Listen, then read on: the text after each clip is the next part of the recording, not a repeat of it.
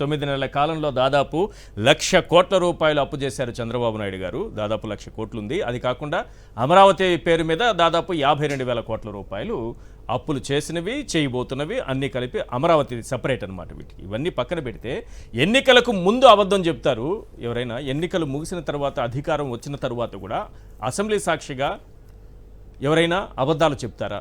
ఒక్కసారి ఈ బస్సు, ఉచిత బస్సు ప్రయాణం, ఫ్రీ బస్సు, మహిళలకి ఉచిత బస్సు కల్పిస్తామని చెప్పారు కదా, దానిపైన గుమ్మడి సంధ్యారాణి గారు, మంత్రి గారు ఏమన్నారు, ఒకసారి కౌన్సిల్లో ఏం మాట్లాడారన్నది ఒక్కసారి ప్లే చేయండి. అదే సమయంలో ఆ బయట వింటూ మీరు ఒక్కసారి ఆలోచించుకోవాలి చంద్రబాబు నాయుడు గారు ఇచ్చిన హామీ ఏంటి అని.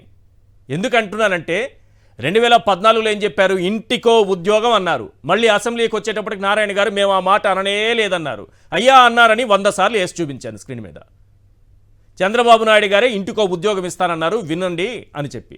ఇప్పుడు కూడా ఫ్రీ బస్సుని తుస్సుమనిపించేటటువంటి ఒక స్టేట్మెంట్ ఇచ్చారు. ఒకసారి అది ప్లే చేయండి ప్లీజ్. మహిళల గురించి చెప్పారు కాబట్టి చెప్తున్నాను. మహిళలందరూ గౌరవ ఎమ్మెల్సీ గారి దగ్గరికి వెళ్ళి మాకు అన్నవరం వెళ్ళాలి, తిరుపతి వెళ్ళాలి, బస్సు లేదు అన్నారని. యాక్చువల్గా అన్నవరం తిరుపతి బస్సులు ఇస్తామని చెప్పలేదు అధ్యక్ష. ఏ జిల్లాలో మహిళలకి ఆ జిల్లాలో వెళ్ళడానికి, అంతేగాని విజయనగరం నుంచి అన్నవరం వెళ్ళడానికి, విజయనగరం నుంచి తిరుపతి వెళ్ళడానికి బస్సులు ఇస్తామని మేము చెప్పలేదు అధ్యక్ష. మీరు ఇక్కడ నుంచి వేరే జిల్లాలో వెళ్ళడానికి కాదు అధ్యక్ష. అది క్లారిటీ మీకు ఇస్తున్నాను అంతే. ఆర్టీసీ బస్సుల్లో ఉచిత ప్రయాణ సౌకర్యం ఏమన్నా, నేనే డ్రైవర్ని, సేఫ్ డ్రైవర్ని. మీరు బస్సు ఎక్కితే ఒకటే చెప్పండి, మా చంద్రన్న చెప్పాడు, నేను ఏ ఊరికి పోవాలన్నా నువ్వేం అడగడానికి వీల్లేదు. నేను పని చేయాలంటే పలానూరికి పోతా, పుట్టింటికి పలానూరికి పోతా, నాకు ఇచ్చిన హక్కు చంద్రన్న అని గట్టిగా చెప్పండి. అడిగితే నేనున్నానని చెప్పండి. ఏమీ భయపడక్కర్లేదు. ఎస్ చంద్రశేఖర్ గారు, పుట్టింటికి వెళ్ళాలన్నా, ఏ ఊరికి వెళ్ళాలన్నా మా చంద్రన్న చెప్పాడని వెళ్ళిపోవచ్చు మీరు అని చెప్పారు. ఇప్పుడేమంటే జిల్లా స్థాయికి అని మంత్రి గారు అంటున్నారు. రేపు ఈ పథకం ఒకవేళ అమలు చేస్తే, అమలు చేయటానికి ముందు మండల స్థాయి అని, అమలు చేసేటప్పటికి గ్రామ స్థాయికి తీసుకొచ్చేటటువంటి ప్రమాదం కూడా కనిపిస్తోందా? ఈ స్టాప్లో ఎక్కి ఈ గ్రామంలో ఆ స్టాప్లో దిగేయాలి. ఖచ్చితంగా ఈశ్వర్ గారు, ఖచ్చితంగా ఈశ్వర్ గారు, అబద్ధాన్ని నిస్సిగ్గుగా చెప్పటం కూటమి నేతలను చూసే నేర్చుకోవాలి ఎవరైనా కానీ. అబద్ధాలకి ప్రత్యక్ష ప్రతిరూపమే ఈ కూటమి నేతలు. వారిచ్చినటువంటి హామీ ఏంటి, వారు మాట్లాడుతున్నటువంటి మాట ఏంటి అనేటటువంటి ధ్యాస, సోయ రెండు లేకుండా మాట్లాడుతూ ఉంటారు. ఇప్పుడు చెప్తున్నారు కదా, 2 సంవత్సరాలు పథకాలని ఎగ్గొట్టినటువంటి ఈ ప్రభుత్వం పథకాలకు సంబంధించిన కేటాయింపులు కూడా చెయ్యకపోగా మేము రేపటి నుంచే చేస్తామని చెప్తుంటారు. అంటే వాళ్ళ ధైర్యం ఏంటి అంటే, మేము ఏ తప్పు చేసినా కానీ మాకున్నటువంటి పచ్చ మీడియా మమ్మల్ని కాపాడుతుంది అనేటటువంటి ఒక ధైర్యం వాళ్ళకి. ఈ ప్రజల్ని మనం ఏ విధంగా అయినా మోసం చేయొచ్చు, మనకున్నటువంటి ఈ పచ్చ మీడియా మనల్ని కవర్ చేస్తూనే ఉంటుంది, ఈ దేశానికే కాదు ఈ ప్రపంచానికే నాయకుడు అని ప్రజెంట్ చేస్తూ ఉంటుంది. కాబట్టి మనం ఎలాంటి తప్పులు చేసినా బయట పెట్టేటటువంటి వాళ్ళు ఉండరు, మనకున్నటువంటి దొంగల ముఠ మనల్ని కాపాడుతూ ఉంటుందనేటటువంటి ధైర్యమే వారి మాటలకు కారణం. చంద్రబాబు నాయుడు గారు మనం అనుకున్నట్టుగానే 40 సంవత్సరాల నుంచి రాష్ట్రానికి ఏం చేశాడయా అని అంటే చెప్పలేడు. మోసం చేశాడని మాత్రం ఖచ్చితంగా ప్రతి ఒక్క ప్రజలు చెప్తారు, ప్రతి ఒక్క ఓటర్ చెప్తాడు.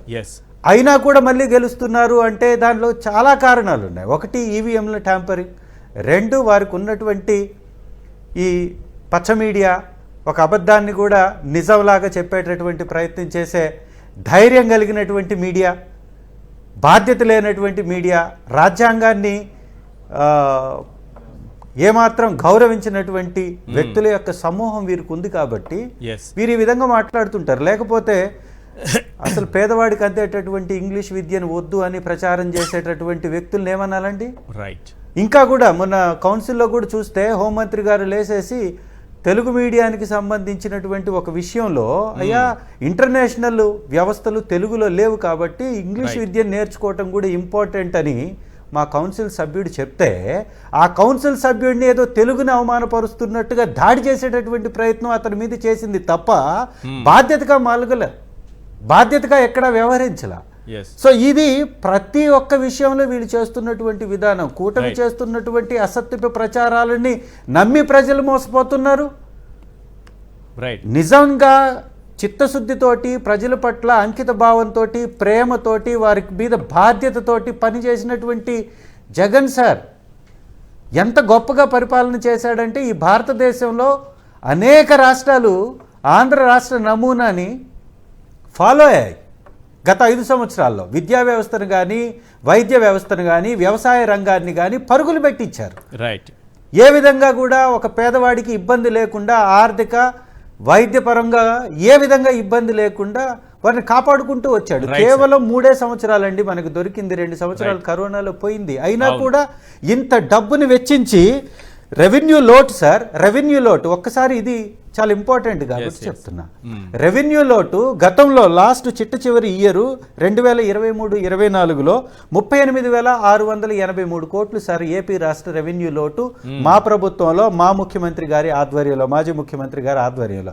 ఈ సంపద సృష్టిస్తానని చెప్పుకునేటటువంటి అసత్యపు ముఖ్యమంత్రి గారి హయాంలో 2024-25లో రెవెన్యూ లోటు 48,311 కోట్లు.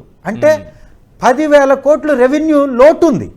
అవును. సంపద సృష్టించకపోగా సంపదని ఆవిరి చేసేశాడు ఈ పెద్ద మనిషి. రైట్. అయినా కానీ ఈ భజన బ్యాచ్ భజన చేస్తూనే ఉంటుంది, భజన చేస్తూనే ఉంటుంది, పేదల పట్ల పక్షపాతం చూపిస్తూనే ఉంటుంది. ఇక్కడ ఉన్న కూటమి నేతల యొక్క విధానం చూడండి సార్. ఈ ప్రభుత్వం అంటే కొందరి కోసమే, అందరి కోసం కాదు అనే విధంగా, 2 కుటుంబాల కోసమే అనే విధంగా 2 కుటుంబాలు ఈ వ్యవస్థలను అన్నిటినీ మేనేజ్ చేస్తూ ఉన్న పదవులన్నింటినీ తీసుకొని ఆర్థిక విధ్వంసం సృష్టిస్తుంటే మాట్లాడేటటువంటి వ్యక్తి లేకుండా పోతున్నాడంటే ఈ రాష్ట్రం ఎటువైపు కృష్ణరాజు గారు ఆ పాయింట్ ఏంటి? మీరు పాయింట్ ఏంటి క్లోజ్ చేస్తున్నాం, చెప్పండి కృష్ణరాజు గారు, మీ పాయింట్ ఏంటి చెప్పండి.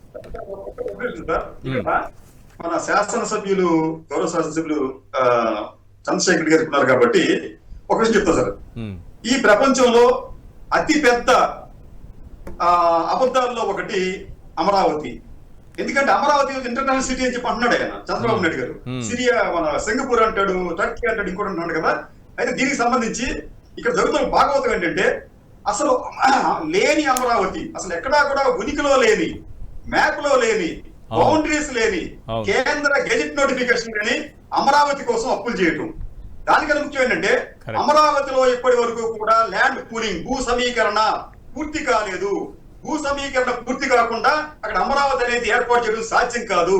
ఇప్పటి వరకు కూడా ఇంకా 25% ఆఫ్ ది ల్యాండ్ దానికి సంబంధించి సమీకరణకు సంబంధించి రైతులు తమ రిటర్నబుల్ ప్లాట్స్ తీసుకోలేదండి. అయినప్పటికీ కూడా ఈ ప్రభుత్వం ఆంధ్రప్రదేశ్ ప్రజలను, దేశాన్ని, ప్రపంచాన్ని కూడా మభ్యపెడుతూ అంతర్జాతీయ సంస్థల నుంచి కూడా రుణాలు తీసుకుంటుంది. కాబట్టి అతి పెద్ద అబద్ధాల్లో అమరావతి ఒకటి కాబోతుంది. నా రిక్వెస్ట్ అంటే ఎమ్మెల్యే గారిని అసెంబ్లీలో వీలైతే అసలు ల్యాండ్ పూలింగ్ సంబంధించి ఇప్పటి వరకు ఎంతమందికి ఇచ్చారు, ఎంతమంది రైతులు ఫ్లాట్స్ తీసుకున్నారు, ఈ ల్యాండ్ పూలింగ్ అసైన్డ్ భూములు దోచేసిన వాళ్ళకి రిటర్నబుల్ ప్లాట్స్ ఇవ్వమని చెప్పారు సిఆర్డీ. రైట్. ఈ పాయింట్స్ అన్ని చంద్రశేఖర్ గారు చూడాలి అసెంబ్లీ నుంచి ఎటువంటి సమాధానాలు రాబడతారు.